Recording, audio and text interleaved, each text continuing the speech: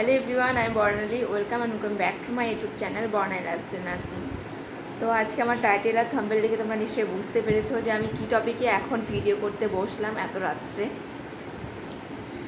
তো তোমরাও অনেক এক্সাইটেড ছিলে আমার স্যালারি নিয়ে, যে আমার প্রথম স্যালারি কত হবে।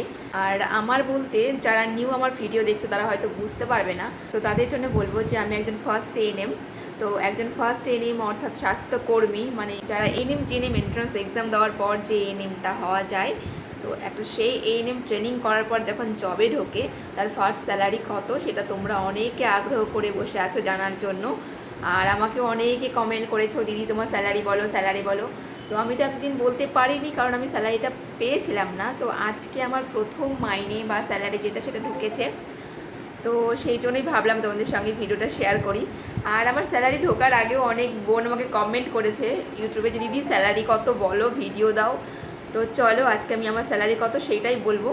তো যারা যারা আমার চ্যানেল নতুন তারা অবশ্যই চ্যানেলটা সাবস্ক্রাইব করে পাশে থাকবে, আর যারা চ্যানেলটা আমার সাবস্ক্রাইব করে দিয়েছে অলরেডি তাদেরকে অনেক অনেক ভালোবাসা আর অনেক থ্যাংক ইউ।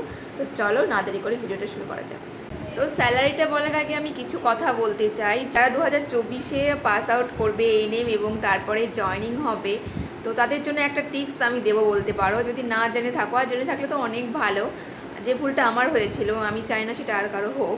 আমাদের যখন জয়েনিং অর্ডারটা বেরিয়েছিল তখন কিন্তু সেখানে একটা ডেট মেনশন করা ছিল, 15 দিনের মতো একটা ডেট ছিল যে এত তারিখ থেকে এত তারিখের মধ্যে জয়েনিং হওয়া যাবে। তো 15 দিনের মতো ছিল টাইমটা। তো আমরা ভেবেছিলাম আমাদের এত দূরে পড়েছে পোস্টিং, ঠিক আছে 2 দিন পরে যাব, আগে যে কি হবে।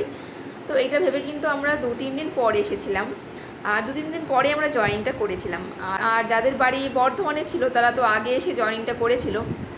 তো তাদের ফলে তাদের কী সুবিধা হলো, আর আমরা 2 দিন পরে এসে জয়েনিং করলাম জন্য আমাদের কী অসুবিধা হলো সেটাই আজকে বলবো। যারা আগে জয়েন করেছিল, মানে প্রথমেই এসে জয়েনিং করে নিয়েছিল যেদিন ডেট বেরিয়েছিল সেই দিনই, তো তাদের কিন্তু সেদিন থেকে স্যালারি স্টার্ট হয়ে গেছিলো। তুমি ডিউটি করো, তোমাকে সেন্টার দিক আর না দিক, তোমার কিন্তু স্যালারি স্টার্ট হয়ে যাবে সেদিন থেকেই।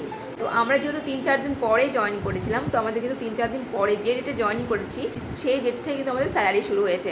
তো আমি 28 তারিখে জয়েন করেছিলাম ফেব্রুয়ারির, আর এবার যেহেতু 29শে মাস ছিল ফেব্রুয়ারিটা, সেজন্য আমি 28 আর 29-এর এই দুটো দিনের কিন্তু স্যালারি এক্সট্রা করে পেয়েছি 1900 কত টাকা।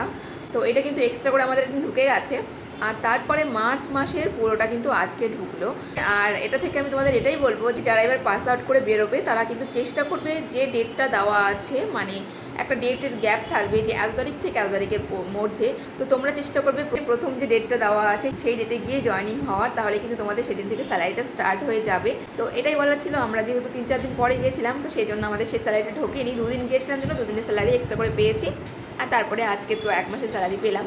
তো এটাই বলার ছিল। তো এবার বলি আমার স্যালারি কত। তো আমি এখানে মেনশন করে দেবো আমার স্যালারির যে মেসেজটা সেইটা তোমরা একবার দেখে নাও। তো দেখতে পাচ্ছ আমার স্যালারি হচ্ছে 28,000 কত 28,423 টাকা। তো দেখতে পেলে একজন ফার্স্ট এএনএমের ফার্স্ট স্যালারি কত। তো এটাই বলা ছিল আজকে ভিডিওতে। তো যাদের ভালো লাগলো তাদের লাইক কমেন্ট শেয়ার, আর হ্যাঁ সাবস্ক্রাইব করতে একদম ভুলবে না। তোমাদের জন্য আরও অনেক নতুন নতুন ভিডিও নিয়ে আমি আসবো। তো টাটা, দেখা হচ্ছে অন্য কোনো ভিডিওতে।